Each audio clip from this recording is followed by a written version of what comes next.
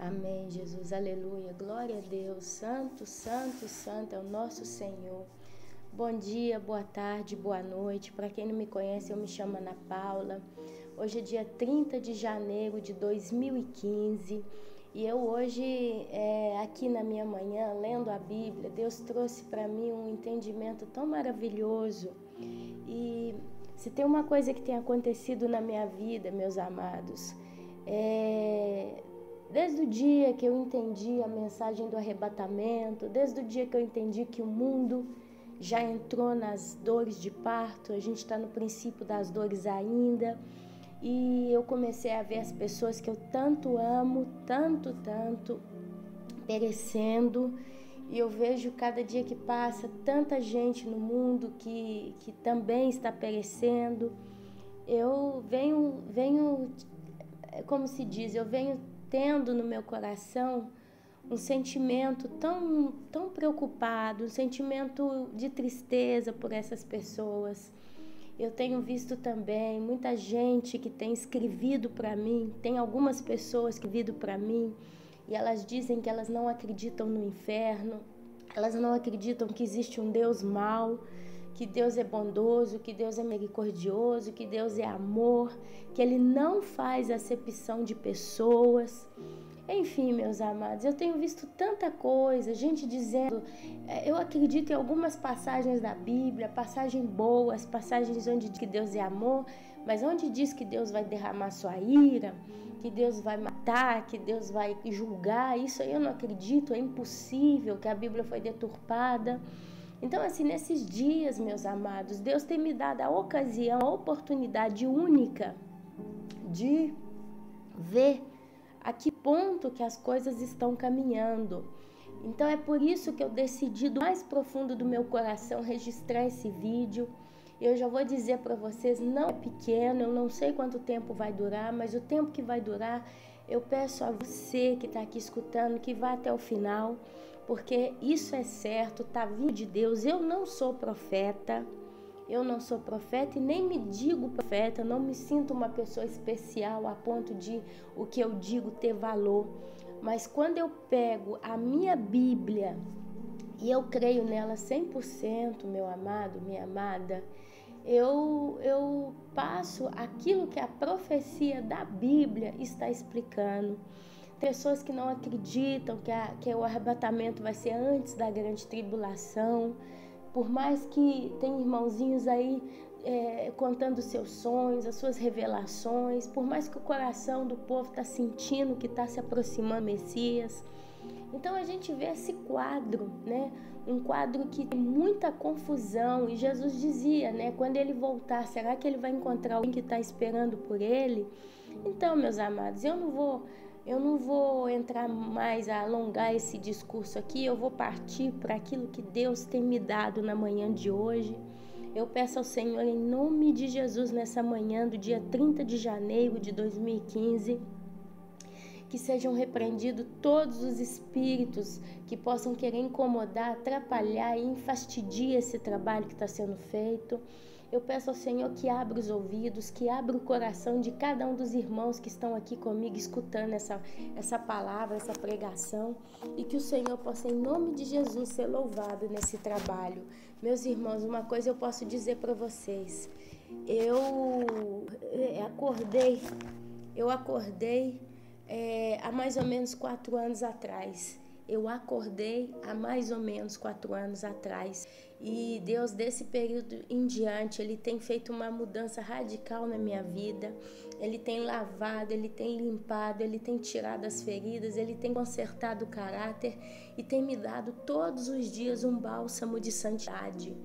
Santidade não significa que eu tenho uma auréola na minha cabeça, mas significa, meu amado, minha amada, que eu procuro me separar todos os dias para o Senhor. A palavra santo significa separado, e eu tenho feito isso. Eu me levanto, eu leio a minha Bíblia, eu procuro buscar a Deus, eu procuro viver uma vida em comunhão com o Senhor, única e exclusivamente. Então, eu quero começar, e tudo aquilo que eu estou lendo aqui para vocês hoje, Deus foi dando uma sequência, uma harmonia tão maravilhosa, e eu não vejo a hora de poder terminar esse trabalho e publicar ele, porque realmente é e vem de Deus para as nossas vidas. A gente vê também na Bíblia que Deus também é conhecido como o Consolador, e essa palavra ela serve também, vai servir também de consolo para você que está aqui escutando. Talvez você é uma pessoa cética que gosta de ver para crer e já colocou a sua opinião formada sobre tudo aquilo que você acredita e crê na Bíblia, né? Que você entende de Bíblia. Talvez você é um daqueles que está dizendo aqui comigo que não acredita no inferno, não acredita em todas essas coisas. Talvez eu te dê um conselho, meu querido, minha querida, por você ser uma pessoa que considera, só o fato de ouvir essa palavra já me dá a entender que você é um tipo que considera aquilo que você escuta com sabedoria.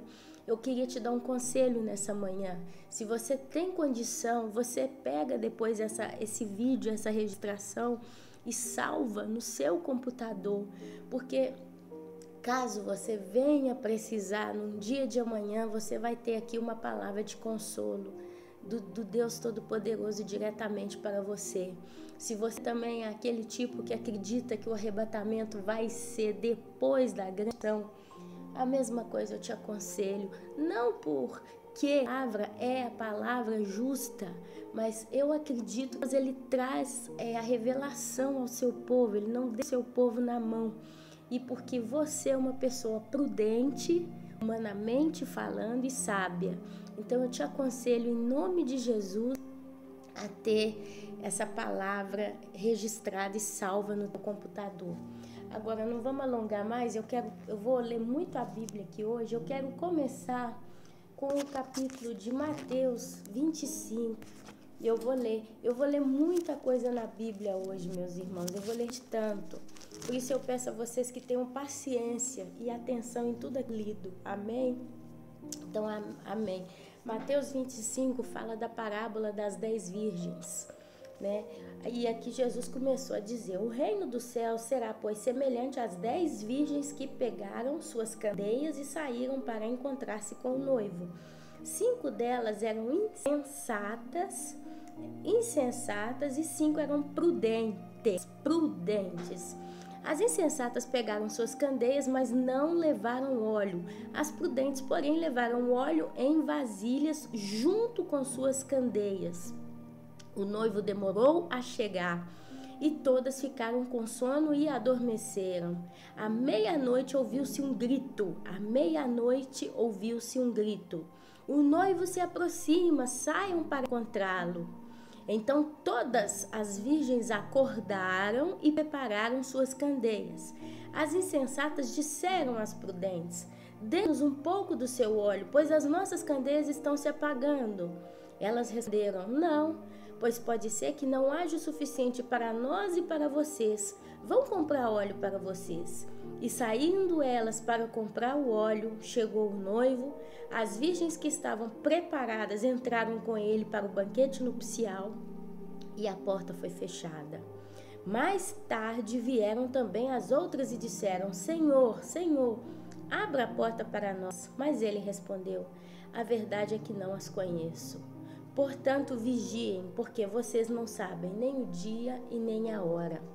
Então, aqui já se está falando da igreja. Essa mensagem que eu estou colocando aqui, ela é uma mensagem para aqueles que estão observando a Bíblia e que creem que existe, que criou todas as coisas. Amém?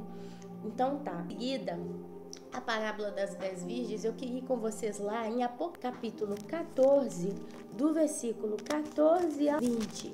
Apocalipse 14, do 14 ao 20. Deixa eu encontrar aqui, 14, do 14 ao 20. Encontrei. O meu título bíblico é A Colheita da Terra. Olhei e diante de mim estava uma nuvem branca. E assentado sobre a nuvem, alguém semelhante a um filho de homem. Jesus sempre também foi ao filho de homem, né? Quando ele nasceu da virgem. Ele estava com coroa de ouro na cabeça e uma foice afiada na mão, assentado sobre aquela nuvem. Então saiu do santuário um outro anjo que bradou em alta voz àquele que estava sentado sobre a nuvem: a sua foice e faça a colheita, pois a safra da terra está madura. Chegou a hora de colhê-la. A Bíblia diz que só Deus sabe o dia e a hora em que vai ser feito o arrebatamento, o dia e a hora que Jesus vai vir buscar os seus santos, o dia e a hora que o seu povo vai receber um corpo glorificado.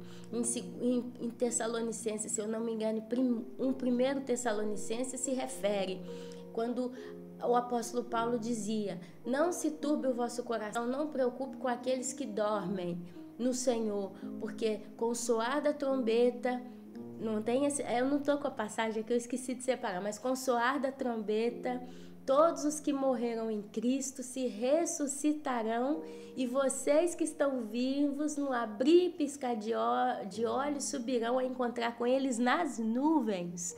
Olha, o anjo vai soar a trombeta e os mortos que morreram em Cristo ressuscitarão. E vocês que estão vivos, no caso Paulo dizia, nós que estamos vivos, subiremos e encontraremos com ele nas nuvens. E aqui em Apocalipse, do capítulo 14, do versículo 14, olha como é que Deus fala: olhei e diante de mim estava uma nuvem branca, e assentado sobre a nuvem alguém semelhante ao Filho de Homem. Ele estava com uma coroa de ouro na cabeça e uma foice afiada na mão. Aí o que acontece? O anjo sai do santuário. E a Bíblia fala que o santuário é o local onde está Deus, do trono de Deus. O santuário está o trono de Deus está no seu santuário. E olha, aquele anjo sai daquele santuário, né? Um outro anjo que bradou em alta voz àquele que estava sentado sobre a nuvem: tome a sua foice e faça a colheita, pois a safra da terra está madura. Chegou a hora de colhê-la. Então, meu amado, minha amada, eu acredito que essa passagem ela nos dá vazão para acreditar que o arrebatamento vai acontecer como é falado lá em Tessalonicenses, 1 Tessalonicenses. Não me recordo o capítulo e não consegui achar ele aqui por causa que... E olha só, assim aquele que estava sentado sobre a nuvem passou a sua foice pela terra. Não está dizendo que ele desceu na terra, mas está dizendo que ele passou a sua foice pela terra e a terra foi ceifada. Olha que bênção, a terra foi ceifada. Arrebatamento, meus irmãos, eu creio que isso aqui é o arrebatamento. E aqui continua: outro anjo saiu do santuário dos céus, trazendo também uma foice afiada.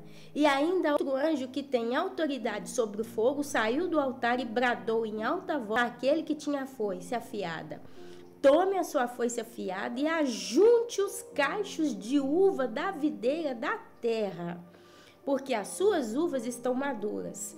O anjo passou a foice pela terra, ajuntou as uvas e as lançou no grande largar da ira de Deus.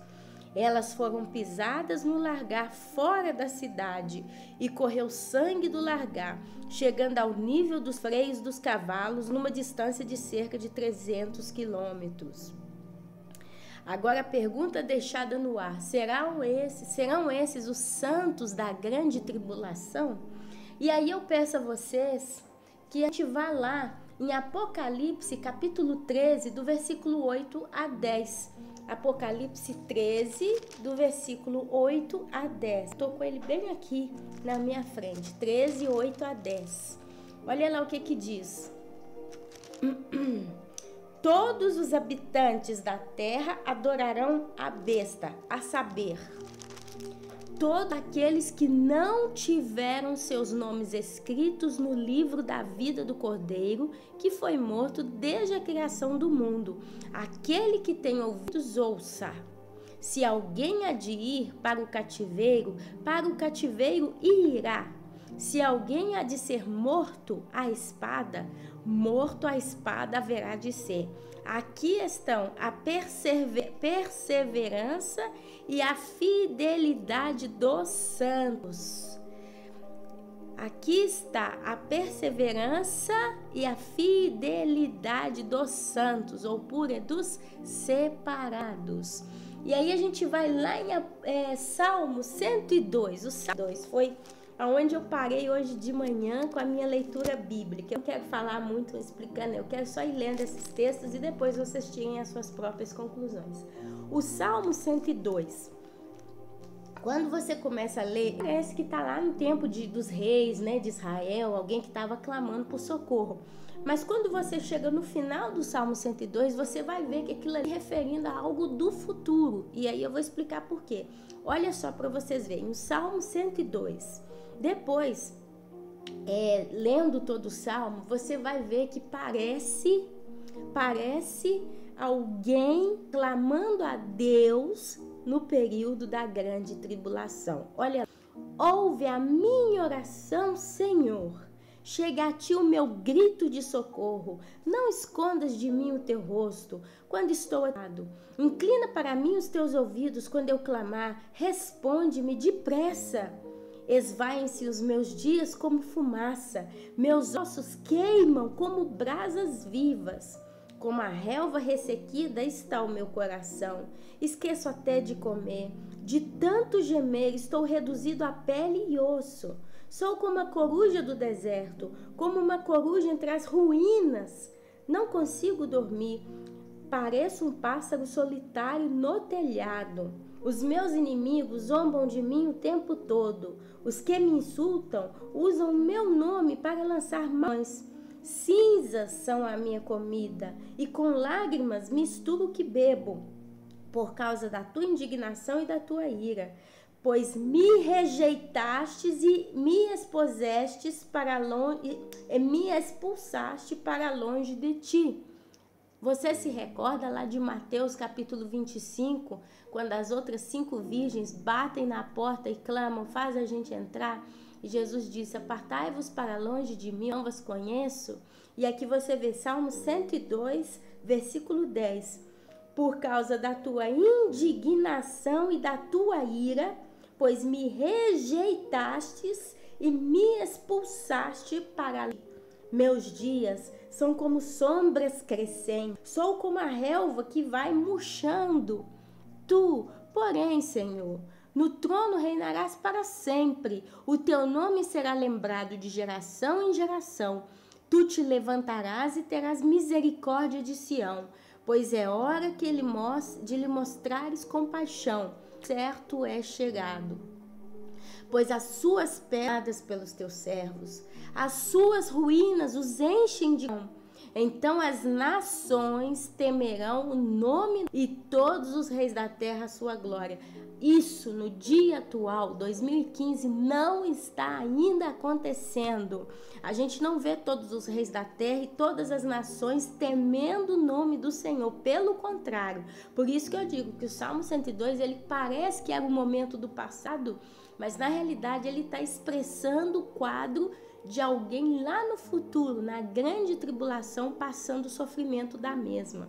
E aqui ele começa, porque o Senhor reconstruirá Sião e se manifestará na glória que ela tem.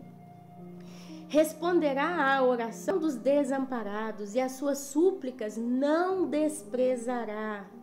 Escreva isto para as futuras gerações. Um povo que ainda será criado louvará o Senhor, proclamando. Do seu santuário nas alturas, o Senhor olhou, observou a terra, para ouvir os gemidos dos prisioneiros e libertar os condenados à morte. Condenados à morte. Libertar os condenados à morte. São condenados à morte. E esses serão libertos. E daqui a pouco a gente vai ver, né? Lá em Apocalipse, do capítulo 7 ao 13 ao 17, o que vai acontecer com esses condenados à morte? Assim o nome do Senhor será anunciado em Sião. Só para voltar, os condenados à morte, quando a gente vê aquela multidão diante do trono do Senhor, E aí o ancião pergunta para o apóstolo João, que escreveu o livro de Apocalipse, quem são esses que estão vestidos de branco diante essa multidão? E ali ele fala, né, o ancião, esses são aqueles que vieram da grande tribulação. Por isso que eu estou falando, meus amados, como que Deus é maravilhoso. Então, olha, para ouvir o gemido dos prisioneiros e libertar os condenados à morte. A morte na Bíblia significa quando também é final, acabou, né? O pecado nos leva à morte. Então, o pecado de pessoas nessa terra as levarão à morte. Provavelmente o pecado teria enchido, né, as suas garrafinhas com o azeite, que seria o óleo do Espírito Santo, né? O conselho, o bom conselho, a direção do Espírito Santo as levaram a pecar, não acreditando na promessa que está lá em 1 Tessalonicenses e também no parábola das 10 virgens, que no final dizem, vigiem, pois vocês não sabem nem o dia e nem a hora. Então, a partir do momento que a gente desobedece esses pedidos, né, que a Bíblia nos deixa, esses alertas, a gente está em pecado. Então, aqueles que ficaram para trás serão o quê? Condenados à morte. E aqui a gente viu antes, né? Pois me rejeitastes e me expulsaste para longe de ti. Meus dias são como sombras crescentes. Sou como a relva que vai murchando. Porém, dos céus, o Senhor, né? Do seu santuário, que eu falei antes aqui. Do seu santuário nas alturas, o Senhor olhou dos céus e observou a terra para ouvir os gemidos dos prisioneiros e libertar os à morte. Assim, o nome do Senhor será anunciado em Sião e o seu louvor em Jerusalém, quando os povos e os reinos se reunirem para adorar o Senhor. Em Apocalipse tem também a passagem que diz que todas as nações da terra subirão uma vez por ano ao Monte Sião para levar suas ofertas e adorar o Senhor. Aleluia, glória a Deus. No meio da minha vida, Ele me abateu com sua força. No meio da minha vida, abreviou os meus dias. Então pedi, ó meu Deus, não me leves no meio dos meus dias. Os teus dias duram por todas as gerações. No princípio, firmaste os fundamentos da terra, e os céus são obras das tuas mãos. Eles perecerão. Olha aqui, presta atenção. No princípio, firmaste os fundamentos da terra. No princípio, Deus criou os céus e a terra. E os céus são obras das tuas mãos. Eles perecerão. Tem uma passagem de Apocalipse que diz que o céu se enrolará como um pergaminho, fugindo da presença de Deus. Eles perecerão, mas tu permanecerás. Envelhecerão como vestimentas, como roupas, tu os trocarás. E Apocalipse diz, farei novos céus e nova terra. Aleluia. E serão jogados fora, mas tu permaneces o mesmo, e os teus dias jamais terão fim. Os filhos dos teus servos terão uma habitação, os seus descendentes serão estabelecidos na sua presença, ou na tua presença. Salmo 102, todo Salmo 102 é profético, aleluia. Eu não sou profeta, mas a Bíblia lá deixa as suas profecias. Depois do Salmo 102, eu gostaria de ler com vocês, deixa eu só encontrar aqui, Apocalipse capítulo 13, do versículo 11 ao 17. Eu marquei tudo com caneta aqui, mas elas estão escorregando, pode ser que eu me perca um pouquinho. Apocalipse 13, 11 a 17, mas está tudo pertinho, não tem muito como perder não. Apocalipse 13, 11 ao 17, olha aqui. Só para recordar a sequência, eu comecei com a parábola das 10 virgens. 5 sobem, 5 ficam. E Jesus, depois, quando elas batem na porta, ele diz, afastai-vos de mim, irado. Lá no Salmo 102 foi descrevido, se fala essa palavra, foi descrevido que ele as rejeitou por causa da sua ira. Porém, mais lá para frente, ele, no seu amor, né, ouviu a oração, o clamor da angústia delas. E ali ele continua falando que depois ele vai renovar céus e terras. Agora em Apocalipse, capítulo 13, do versículo 11 ao 17, o que é que vai acontecer logo após o arrebatamento? Porque se a gente leu lá em Apocalipse, do capítulo 14, versículo 14 ao 20, ali tem a colheita da terra, do arrebatamento. Depois eu fui lá, né, em Apocalipse 13, 8 a 11, onde os que ficaram, onde foi dito, se alguém deve morrer pela espada morrerá. Se alguém tem que ir para o cativeiro irá. Foi determinado. Depois a gente lê Salmo 102, que é praticamente a descrição do quadro que vai estar sofrendo os santos na grande tribulação. E aí a gente entra logo em Apocalipse 13, do versículo 11 ao 17, olha lá o que fala. A besta que saiu da terra, começa a descrever a besta, né? A besta e o falso profeta, o anticristo. Olha, então vi outra besta que saía da terra com 2 chifres como cordeiro, mas que falava como um dragão.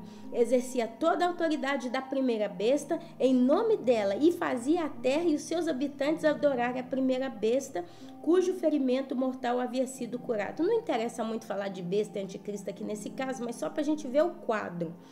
Ele saiu da terra, foi um novo governo que sai da terra, porque a besta que sai do mar seria a besta profeta, aquela que vai levar o mundo de modo religioso, né? E a besta que sai da terra seria o novo governo mundial. E realizava grandes sinais, chega a fazer descer fogo do céu à terra, à vista dos homens, por causa dos sinais. E é por isso que a Bíblia fala que a gente crê em Deus pela fé, não pelos milagres e pelos sinais e maravilhas. Devem ser muito lindos, mas a gente tem que ir pela fé. Olha só, e por causa dos sinais que ele foi permitido realizar em nome da primeira besta, ela enganou os habitantes da terra. Ordenou-lhes, porque uma vez que ela enganou, ela se sentiu grande e poderosa. Então o que ela fez? Ela ordenou que fizesse uma imagem em honra à besta, que fora ferida pela espada e contudo revivera. Foi-lhe dado poder para dar fôlego à imagem da primeira besta, de modo que ela podia falar e fazer que fossem mortos todos os que recusassem adorar a imagem. Tem gente que diz que depois do arrebatamento não tem mais salvação, mas olha aqui, a Bíblia dá claro, todos esses textos que nós estamos lendo aqui, na grande tribulação vai ser imposto a marca da besta, porém vai ter gente que recusará meter essa marca. Também obrigou todos, pequenos e grandes, ricos e pobres, livres e escravos, a receberem certa marca na mão direita ou na testa, para que ninguém pudesse comprar nem vender, a não ser quem tivesse a marca, que é o nome da besta ou o número do seu nome. E aqui ele fala do 666. Então, logo depois do arrebatamento, o que acontece? O anticristo se manifesta, porque a Bíblia diz que enquanto não for retirado aquele que o detém, ele não será manifestado entre os homens. Aquele que detém o anticristo hoje é o Espírito Santo dentro do corpo da Igreja de Cristo. É a Igreja de Cristo que detém o poder do anticristo. Então, quando ela for retirada, aí ele vai se manifestar, porque aí vai estar livre. E se a gente pensa que esse mundo atual está muito complicado, talvez você mora até numa zona que você tem visto muita tribulação e perigo, isso aqui é uma Disneylândia perto do que está para acontecer no futuro. A quem viu a história do Holocausto com Hitler e pensou que aquilo ali foi um inferno, aquilo foi uma Disneylândia perto do que vai acontecer a nível global. Olha só, então não vou entrar muito nesse discurso não, mas vamos lá, Apocalipse capítulo 7, do versículo 13 ao 17. Voltando atrás, Apocalipse 7, eu tô perdendo todas as canetinhas que eu coloquei aqui para marcar, mas não tem problema não. 7 do 13 ao 17. Ai, deixa eu respirar um pouquinho. A grande multidão com vestes brancas. Não, aliás, eu vou ler o capítulo 13, o capítulo 7, a partir do versículo. Eu acho que é muito importante que a gente frise detalhes. A gente não pode ir no assim do texto, mas vamos em todo o contexto. Então, vamos lá. Isso olhei, e diante de mim estava uma grande multidão que ninguém podia contar. de todas as nações, tribos, povos e línguas. Tem gente dizendo por aí que depois do arrebatamento só judeu vai ser salvo. Eu não acredito, porque a Bíblia diz que depois disso olhei, diante de mim estava uma grande multidão que ninguém podia contar. De todas as nações, tribos, povos e línguas em pé diante do trono do Cordeiro, com vestes brancas e segurando palmas. E clamavam em alta voz, a salvação para o Deus, que se assenta no trono e ao Cordeiro. E a salvação pertence ao nosso Deus. No Salmo 102, eu li com vocês o quadro de uma pessoa desesperada clamando a Deus pela sua salvação, que ele estava aprisionado e condenado à morte. E Deus ouviu a sua oração e o livrou daquilo ali. Livrou da morte? Não, mas o livrou da segunda morte. Olha aqui. Por quê? Todos os anjos estavam em pé ao redor do trono, dos anciãos e dos 4 seres viventes. Eles se prostraram com o rosto em terra diante do trono e adoraram a Deus, dizendo: Amém, assim seja.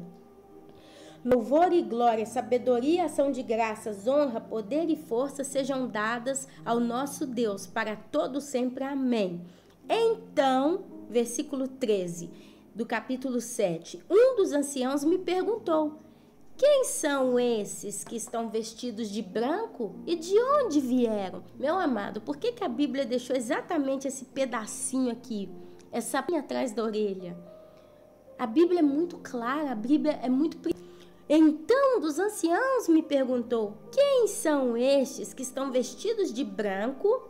Eles não tinham coroa, meus irmãos, eles tinham a palma nas mãos. E eles aclamavam diante do trono, dizendo: a salvação pertence ao nosso Deus, que se assenta no trono e ao Cordeiro. E de onde vieram? E de onde vieram? E ali responde, a própria Bíblia se responde. Respondi, João, respondi, o apóstolo João: Senhor, tu sabes. Esse ancião aqui, né? Olha para vocês verem. Então, um dos anciãos me perguntou: quem são esses que estão vestidos de branco e de onde vieram? Respondi: Senhor, com maiúsculo. Então, aquele ancião, penso que era o próprio Deus perguntando para João quem eram aqueles que vieram da grande tribulação e lavaram as suas vestes e as alvejaram no sangue do Cordeiro. Por isso, assim, aqui ele já está respondendo: estes são os que vieram da grande tribulação e lavaram as suas vestes, as alvejaram no sangue do Cordeiro. Por isso, eles estão diante de Deus e o servem dia e noite em seu santuário. E aquele que está sentado sobre eles, o seu tabernáculo. Nunca mais terão fome, nunca mais terão sede, não os afligirá o sol, nem qualquer calor abrasador. Presta atenção nesse pedaço aqui, daqui a pouco, olha o que a Bíblia vai dizer ainda em relação a esse sol abrasador. Pois o Cordeiro que está no centro do trono será o seu pastor. Ele os guiará às fontes de água viva, e Deus enxugará dos seus olhos toda lágrima. Salmo 102. Aquele personagem estava no momento de sofrimento profundo, ao ponto que morreu. E aqui em capítulo 7, do 9 até o 17, deu o quadro daqueles que vêm da grande tribulação. E ali eu li Apocalipse 7. Agora nós vamos lá, Apocalipse 16. E esse é forte, é pesado. A minha canetinha saiu, eu vou ter que procurar com a mão. Mas nós estamos pertinho. Apocalipse capítulo 16, nós vamos ler todo o capítulo. Aleluia, glória a Deus, meus irmãos. Presta atenção, isso aqui é Bíblia. Não é Ana Paula que está falando da boca dela. Eu estou simplesmente lendo Bíblia com vocês. Porque a Bíblia diz que o Espírito Santo, ele nos dá sabedoria e entendimento. A Bíblia diz que aquele que quer que busque a sabedoria no Senhor e Ele a dará com boa vontade.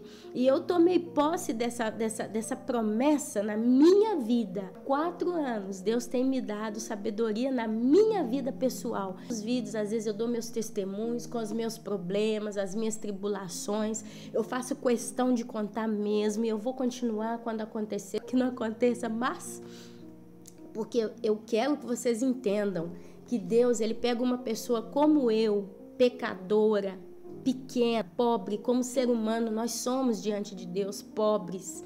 E Ele nos enche de sabedoria, Ele nos enche de graça, Ele nos dá, meus irmãos. É claro que a cada um Ele dá aquilo que suporta.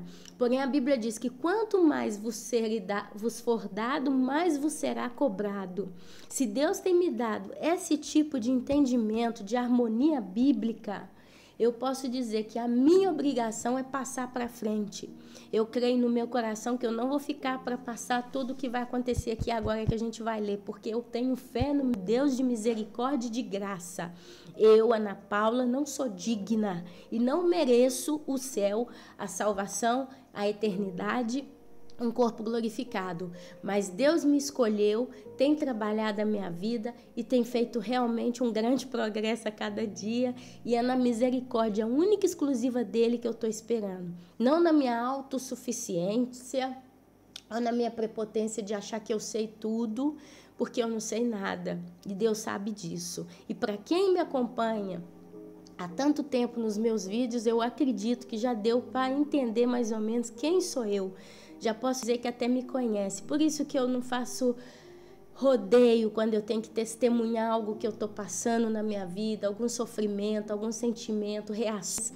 Porque, meu irmão, assim como a Bíblia não esconde o podre do povo que foi ali, né, as histórias do povo, por exemplo, Davi pecou, adulterou, matou, a Bíblia conta. Por que eu não posso, então, expor, muitas das vezes, né, a minha pessoa aqui? Se Deus tem essa graça de dar para mim, como no dia de hoje, esse texto maravilhoso, essas harmonias, essas ligações entre um texto bíblico e outro. Então, meu amado, é para Deus. É diante de Deus. A profecia não vem da minha boca, vem da palavra de Deus. A palavra de Deus é profecia. Aleluia. Então, cara, Apocalipse 16, olha que capítulo pesado. Eu vejo muito pouco isso ser estudado aí na boca dos pastores. É muito pouco mesmo. Porque eu vejo que ou a igreja não está nem aí pro arrebatamento e prega prosperidade e outras coisas, ou então a gente vê muito ela pregar para quem quer ser arrebatado. Mas e quem vai ficar? Como é que a gente vai ver isso? Então, olha só, as 7 taças da ira de Deus. O número 7 é o chamado número da plenitude de Deus. Então, é como Deus vai estar ali na plenitude. Deus começa a agir. Não pensemos que é só o anticristo que vai dançar e rebolar na terra, mas Deus, ele vai levantar a sua autoridade, a sua ira na terra. E olha o que vai acontecer. Lembrando que o capítulo 16, dentro da sequência, ele vem harmonicamente depois que os santos vão ser perseguidos e mortos, a ponto que o capítulo 14 do versículo 14 até o capítulo 14 do versículo 6 até o 20 descreve uma multidão que já vai estar diante de Deus com seus raminhos na mão e vestidos de branco, que lavaram as suas vestes no sangue do Cordeiro. Então, antes que aconteça o que vai acontecer no capítulo 16, apesar que a terra já vai estar sofrendo muitos cataclismas, eu penso, mas aí vai começar as 7 taças da ira de Deus. E eu vou dizer que aqui já não tem mais salvação para gente de tribos, povos, línguas e raças. Os santos, as pessoas, os gentios já vão ter sido levados embora. Eu acredito que daqui em diante só se fala para Israel, porque lá na frente fala quando Jesus ele vem com seus santos e tem a guerra do Armagedon. Então aqui, esse período aqui, essa ira aqui de Deus, ela não vai ser descarregada nos santos. Eles vão ser mortos pelo anticristo, decapitados. Eu acredito de muito coração que eles vão ser muito torturados. Vai ter muita tortura nessa terra pelo anticristo. A gente pode ver aí, se você faz uma pesquisa aí na internet, né? A FEMA, né? Ela já tem construído campos de concentração nos Estados Unidos. Já foi dito que eles compraram guilhotinas. Tem vídeo na internet mostrando a foto, os vídeos de tudo isso. Tem fornos, tá? E eu acredito que vai ter muito sofrimento, muita tortura. Porém, a Bíblia fala mesmo que até então vai ter alguns cataclismos na terra, a ponto que ele fala, né? Que ele vai enxugar todas as lágrimas, que o sol abrasador não vai mais queimá-los. Não vai ter mais aquele calor abrasador. Mas ainda assim, quando a gente chega no capítulo 16, aí o negócio pega com força. Desculpa essa expressão, eu usava quando era jovenzinha, 18 anos, mas é de com força que a gente falava. Ó, capítulo 16, as 7 taças da ira de Deus. Então ouvi uma forte voz que vinha do santuário e dizia aos 7 anjos: vão derramar sobre a terra as 7 taças da ira de Deus. O primeiro anjo foi e derramou a sua taça pela terra, e abriram-se feridas malignas e dolorosas naqueles que tinham a marca da besta e adoravam a sua imagem. Quem tiver a marca da besta vai receber essa primeira taça aqui. Vai abrir feridas malignas e dolorosas. Então comece a prestar atenção. Quem receber a marca da besta, talvez num primeiro momento vai estar até bem. Vai poder comprar, vai poder vender, vai poder ter sistema de serviço sanitário. Eles vão adorar a besta. A Bíblia diz que eles vão adorar. Ninguém adora aquilo que não é amado, que não é desejado, que não é querido. Eles vão ficar de boca aberta com os milagres e prodígios da besta. Então eles vão receber a sua marca. Porém, quando Deus entrar em ação, a primeira taça vai cair exatamente neles, aqueles que receberam a marca da besta. Significa que provavelmente vai ter quem ainda não recebeu. E provavelmente quem não recebeu essa marca nessa altura do campeonato aqui vão ser os judeus, que não vão aceitar, né? Porque até aqui eu acredito que vai ter o problema lá entre o anticristo e os judeus, a metade da tribulação dos 3 anos e meio. Mas eu não vou entrar muito nisso aqui porque eu não busquei texto bíblico para afirmar o que eu estou falando. Mas eu imagino que vai estar já mais ou menos nessa sequência. O segundo anjo derramou a sua taça no mar, e este se transformou em sangue como um morto, de um morto. Nem sangue de vivo, sangue de morto. E morreu toda criatura, tudo que tem vida no mar vai morrer, tudo que vivia no mar. O terceiro anjo derramou a sua taça nos rios e nas fontes, e eles se transformaram em sangue. Então viu o anjo que tem autoridade sobre as dizer: tu és justo, tu és santo, que és e que eras, porque julgastes estas coisas, pois eles derramaram o sangue dos teus santos e dos teus profetas, e tu lhe deste sangue. Olha aqui, meu amado, como que isso vai acontecer depois da morte dos santos. Porque quem estiver na terra naquele período vai entregar aquele que não quiser a marca da besta. Quem não aceitar a marca da besta vai ser perseguido até pelos seus próprios parentes, amigos, vizinhos. E aqui o anjo derrama aquela coisa, o mar se transforma em sangue. E aqui eu acredito que entre todos os oceanos, onde existe água salgada no planeta, vai morrer tudo. Depois ele derrama também sobre as fontes e os rios. E depois ele levanta e fala, aquele anjo: tu és justo, tu, o santo, que és e que eras, porque julgastes estas coisas, pois eles derramaram o sangue dos teus santos, dos teus profetas, e tu lhe deste sangue. Aqui já é uma vingança, uma justiça de Deus até sobre os profetas antigos, os apóstolos. Eu acredito que aqui está levando em consideração todo o santo, todo o mártir que já morreu nessa terra e os últimos que morreram. Porque a gente vê quando as almas que estão debaixo do altar do Senhor lá no trono falam: até quando o Senhor vai esperar e não vai levar juízo sobre aqueles que nos mataram, nos perseguiram? E a Bíblia diz que foi-lhes dada vestes brancas e lhes foi dito que esperasse ainda um pouco de tempo até que se completassem o número daqueles que tinham que morrer perseguidos por causa do amor ao Evangelho. Olha como é que Deus é maravilhoso. Então, quando completa o número dos mártires, dos santos que vão morrer, e Deus chama eles de santos, não de noiva. A noiva tem um título. Os santos que vão vir da grande tribulação são os santos, não são noiva. Eles não vão fazer parte dos privilégios que a noiva vai fazer. Eles não vão receber o mesmo tipo de galardão, de autoridade, de função eterna que a noiva vai receber. Nós estamos vendo aí distinção eu não sei, desculpa a pobreza da expressão, não encontro uma outra palavra para descrever, mas é como se fosse uma espécie de hierarquia, né? Eles vão pertencer a uma outra camada celestial, não a mesma da noiva. A noiva vai receber coroa, a noiva vai receber, diz que ela vai governar com Cristo por toda a eternidade, que tudo que é de Cristo será da sua noiva, que ela vai julgar. E os santos, eles vão reinar com Cristo, né? Deus, ele é tão maravilhoso que ele tem tanto para dar a todos nós. E aqui continua, meus amados, para beber como eles merecem. Versículo 7, capítulo 16. Desculpa, como eu estou lendo coisa, eu estou ficando um pouco cansada. E ouvi o altar responder: sim, Senhor, Deus Todo-Poderoso, verdadeiros e justos são os teus juízos. Aí continua, versículo 8.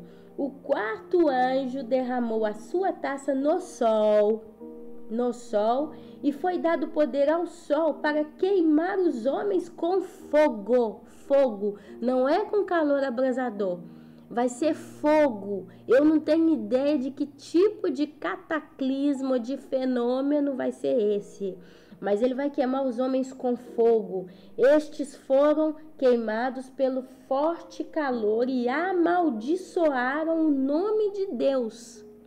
Olha aqui, chegou um ponto crítico. Um pouco de chá, que eu tô com a garganta seca. Chegou um ponto crítico que os juízos vão ser extremos. E aqui as pessoas que vão estar com a marca da besta, elas vão amaldiçoar o nome de Deus, que tem domínio sobre estas pragas. Contudo, eu até grifei a palavrinha contudo, recusaram a arrepender-se e a glorificá-lo. Olha aqui, eles são obstinados, são rebeldes, filhos de Satanás. O quinto anjo derramou a sua taça sobre o trono da besta, cujo reino ficou em trevas. De tanta agonia, os homens mordiam a própria língua e blasfemavam contra o Deus dos céus por causa das suas dores e das suas feridas. Contudo, recusaram arrepender-se das obras que haviam praticado. Meus irmãos, eu acredito que aqui Deus está mostrando para a gente que, por mais extremo que vai ser a situação, aquelas pessoas ali, elas vão continuar odiando, amaldiçoando e abestemiando contra Deus e adorando a besta. Se o quinto anjo derramou a taça e o trono da besta, cujo reino ficou em trevas, eu acredito que aqui nós vamos estar entrando na outra metade dos 3,5, porque tem um momento que diz que a besta vai chegar um momento que ela vai perseguir os seus seguidores. Eu não lembro o capítulo que está isso não, mas tem uma coisa assim, que primeiro ele vai entrar de acordo, mas vai chegar um momento que ele vai matar até os seus seguidores. Então, eu acredito que aqui o anticristo ele vai perseguir a nível mundial até quem tem a marca da besta. Primeiro ele bajulou, primeiro ele adulou, primeiro ele encheu de benefícios e privilégios, mas depois ele vai se voltar, porque a gente tem que levar em consideração Satanás. E a Bíblia diz que ele odeia. Satanás, ele não pega uma pessoa, por exemplo, que faz pacto com ele, um cantor, né? Fez o pacto com ele e ele oferece o reino, né, para aquele cantor que tem sucesso, tem glória, tem fama, tem dinheiro. Mas na primeira oportunidade, quando aquela pessoa não serve mais para Satanás, ele mata aquela pessoa e ele leva ela para o inferno, né? Não ele, Deus faz todas essas coisas. Deus permite que aquela pessoa seja morta pelo inimigo, porque ele é entregue das mãos de Satanás, ele pertence a Satanás, uma vez que ele passou do arrependimento, né? Porque eu acredito que cada um de nós tem um limite. Até aquele limite Deus tolera, mas chega um momento que Deus ele nos deixa as nossas próprias concupiscências e paixões, e ali começa o juízo de Deus sobre a vida daqueles que já estão sendo condenados. São pessoas que não têm jeito, não pode acontecer o que for, que elas não vão se arrepender, elas não vão aceitar, né, seguir a Deus conforme Deus nos ensina. E aí tem gente falando que Deus é amor, que Deus ele não faz acepção de pessoas, que Deus é bom. Mas Deus é bom, Deus é amor, mas se nós somos maus, né? Deus não pode julgar quem é mau com a bondade e justiça. Olha só. Ai, de tanta agonia blasfemaram contra Deus dos céus por causa das suas dores e das suas feridas. Contudo, recusaram arrepender-se das que haviam praticado. O sexto anjo derramou a sua sobre o grande rio Eufrates e secaram as suas águas para preparar do caminho para os reis que vêm do Oriente. Então vi saírem da boca do dragão, da boca da besta e da boca do falso profeta 3 espíritos imundos semelhantes a rãs. São espíritos de demônios que realizam sinais miraculosos. Eles vão aos reis de todo o mundo a fim de reuni-los para a batalha do grande dia do Deus Todo-Poderoso. Então o rio Eufrates vai secar e ali vai ter passagem aos reis desse mundo para ir batalhar na batalha do Armagedon. Tudo isso é um processo que vai estar acontecendo. Então não aconteceu ainda, né? E ali vão ter 3 espíritos imundos que vão fazer a cabeça desses reis, porque não vai ser uma coisa feita pela vontade humana, mas vai ser influenciada por demônios, movendo o coração desses reis do Oriente a ir batalhar na guerra do Armagedon. Eis que vem do grande dia do Deus Todo-Poderoso. E aqui afirma: eis que venho como ladrão. Feliz aquele que permanece vigilante e conserva consigo as suas vestes, para que não ande nu e não seja vista a sua vergonha. Olha, aqui de novo uma afirmação: eis que venho como um ladrão. É Deus dizendo, né? Se a gente vigia, a gente não passa por isso. A gente não vai andar nu e não vai ser vista a nossa vergonha. O sétimo anjo derramou a sua taça no ar. E do santuário uma forte voz que vinha do trono, dizendo: está feito. Houve então relâmpagos, vozes, trovões e um forte terremoto.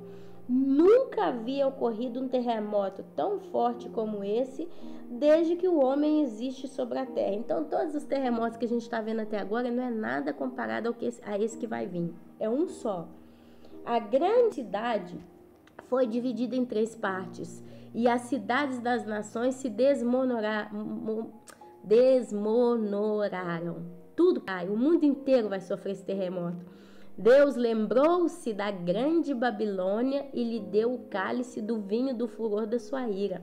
Todas as ilhas fugiram e as montanhas desapareceram.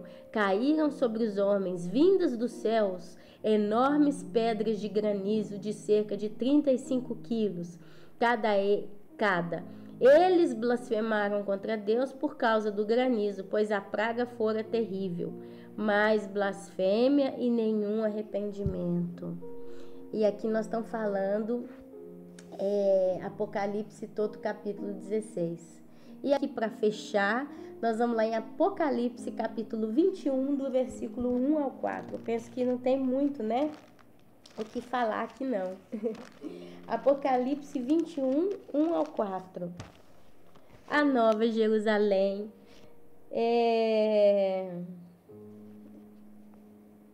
Então vi novos céus e nova terra, pois o primeiro céu e a primeira terra tinham passado, e o mar já não existia. Vi a cidade santa, a Nova Jerusalém, que descia dos céus da parte de Deus, preparada como uma noiva adornada para o seu marido. Ouvi uma forte voz que vinha do trono e dizia: agora o tabernáculo de Deus está com os homens, com os quais ele viverá. Eles serão seus povos, e o próprio Deus estará com eles e será seu Deus. Ele enxugará dos seus olhos toda lágrima. Não haverá mais morte, nem tristeza, nem choro, nem dor, pois a antiga ordem já passou. Aquele que estava sentado no trono disse: estou fazendo novas todas as coisas. E acrescentou: escreva isso, pois Essas palavras são verdadeiras e dignas de confiança.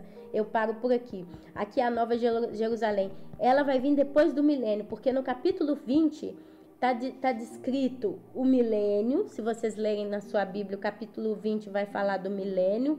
A gente vai ver aqui que vai ter, antes vai estar falando do arrebatamento, do Armagedon, da destruição, a besta e o falso profeta e o anticristo vão ser lançados no lago de fogo e enxofre. O Satanás ele vai ser preso por 1000 anos. Capítulo 20 vai descrever, né, como vai ser os 1000 anos, os santos. Depois, a partir do versículo 7 do capítulo 20, vai ter a destruição de Satanás para sempre, é quando ele vai pagar o seu preço pela sua rebelião contra Deus.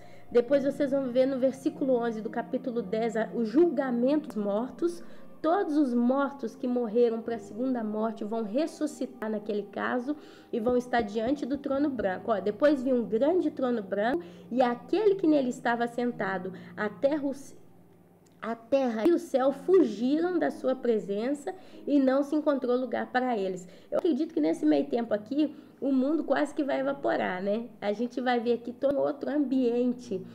Os santos, ainda depois disso, vai descer dos céus a Nova Jerusalém. E antes o céu e a terra vai fugir da presença de Deus. Vi também os mortos, grandes e pequenos, em pé diante do trono, e os livros foram abertos. Outro livro foi aberto, o livro da vida. Os mortos foram julgados de acordo com o que tinham feito, segundo o que está registrado nos livros.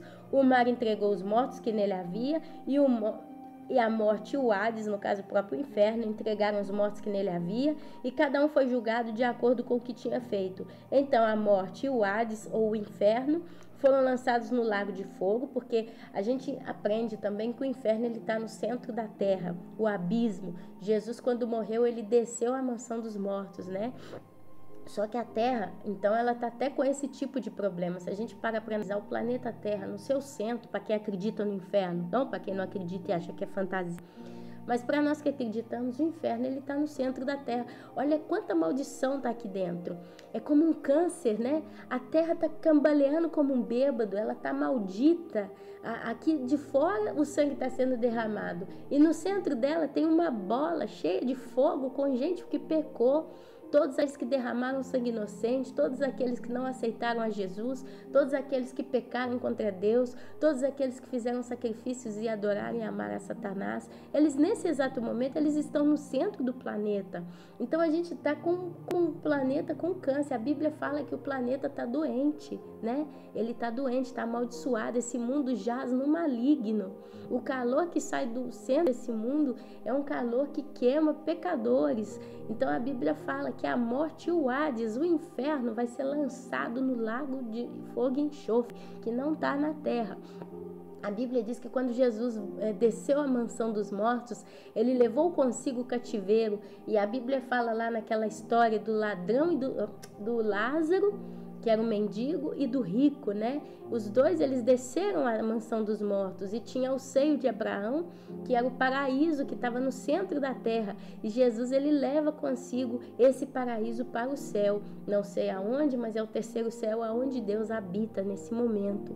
E ficou para trás o inferno. Só que aqui em Apocalipse, capítulo 20, versículo 14, então a morte e o Hades foram lançados no lago de fogo. O lago de fogo é a segunda morte. Aqueles cujo nome não foram encontrados no livro da vida foram lançados no lago de fogo, né? E aqui no capítulo 21 continua, versículo 4. Ele enxugará dos seus olhos toda lágrima, não haverá mais morte, nem tristeza, nem choro, nem dor, pois a antiga ordem já passou. Aquele que estava sentado no trono disse, estou fazendo novas todas as coisas, e acrescentou, escreva isso, pois essas palavras são verdadeiras e dignas de confiança. Disse-me ainda, está feito, eu sou o alfa e o ômega, o princípio e o fim. A quem tiver sede, darei de beber gratuitamente da fonte da água da vida. O vencedor herdará tudo isto, e eu serei o seu Deus, e ele será meu filho. Mas os covardes, os incrédulos, os depravados, os assassinos, os que cometem imoralidade sexual, os que praticam feitiçaria, os idólatras e todos os mentirosos, o lugar deles será no lago de fogo que arde com enxofre. Esta é a segunda morte. Aleluia, meus irmãos. Eu aqui Tem ainda, vê? Porque se a gente vai lendo tudo, a gente começa a ler a benção. Vamos ler, Dai. Um dos 7 anjos que tinham as 7 taças cheias das últimas 7 pragas aproximou-se e me disse: venha, eu lhe mostrarei a noiva. A noiva, olha aqui a noiva sai de novo em questão. A esposa do cordeiro. Ele me levou no espírito a um grande e alto monte e mostrou-me a cidade santa, Jerusalém, que descia dos céus, da parte de Deus. Ela resplandecia com a glória de Deus, e o seu brilho era como uma joia muito preciosa, como jaspe, clara como cristal. Aleluia. E aqui ele descreve toda a cidade de Jerusalém, né? Fala do rio da vida depois vem capítulo 22, versículo 7, advertindo de novo. Jesus deixa uma última advertência. Eis que vem em breve. Feliz é aquele que guarda as palavras da profecia deste livro. Por isso, meu amado, minha amada, se você não acredita na Bíblia, nas coisas que parecem negativas, terríveis, leve em consideração isso que foi estudado aqui hoje, porque a advertência foi dada, né? Eis que vem em breve. Feliz é aquele que guarda as palavras da profecia deste livro, de toda a Bíblia. Eu, João, sou aquele que ouviu e viu essas coisas. Tendo-as ouvido e visto, caí aos pés do anjo que me mostrou tudo aquilo para adorá-lo. Mas ele me disse: não faça isso, sou servo como você e seus irmãos os profetas, e como os que guardam as palavras desse livro, adoro a Deus. Então me disse: não cele as palavras da profecia deste livro. A Daniel foi dito para selar e continuar vivendo a vida dele, que no tempo justo aquelas palavras seriam reveladas, né? Mas aqui João não precisava selar, pois o tempo está próximo. Continue o injusto a praticar injustiça, continue o imundo na imundície, continue o justo a praticar justiça e continue o santo a santificar-se. Aleluia. E aqui, meu amado, minha amada, eu termino essa explanação desses textos que Deus, o Espírito Santo, me deu no dia de hoje. Sabe, eu estava lendo o Salmo 102 nessa manhã, inclusive eu tenho que até continuar marcando para mim não perder o ritmo. Eu li o Salmo 102 e lendo o Salmo 102 na minha matinada com Deus, né, na minha manhã com Deus, no meu momento que eu paro todos os dias, Deus foi trazendo à minha memória todos esses textos. Eu posso dizer para você que eu, alguns anos atrás, seria incapaz de achar sequer uma só referência bíblica sobre qualquer coisa. Mas agora eu posso dizer para vocês que Deus me trouxe tamanha graça, tamanha fortuna, tamanha riqueza. E eu espero, em nome de Jesus, que este texto, que esse trabalho que foi feito venha ser bênção na vida de vocês. E a você que é incrédulo, venha ser prudente e conserve essas palavras, porque se o que eu estou falando, no caso, com quem não acredita, for verdade, e num dia de amanhã você veja com os seus próprios olhos tudo acontecendo diante de você, e você se sinta perdido, aflito, angustiado e sem socorro, pegue essa registração que você guardou, ouça ela e entenda que você precisará perseverar até o fim, que você precisará então se arrepender. Isso que hoje você não faz porque você não acredita que é correto, que seja assim, que é loucura da cabeça de quem hoje fala, né? Nós somos fanáticos para muitas pessoas. Pelo menos tenha essa prudência de levar em consideração e guardar, sabe? É como alguém que vai fazer compra, né? Chegando no supermercado, tem uma lista na cabeça, sabe? Daquilo que precisa, de repente vê um produto, olha para aquele produto e fala: ah, mas esse produto eu não preciso dele não. Mas não parece que é um mau produto. Sabe o que eu faço? Eu vou comprar e vou guardar. Quem sabe um dia eu posso precisar.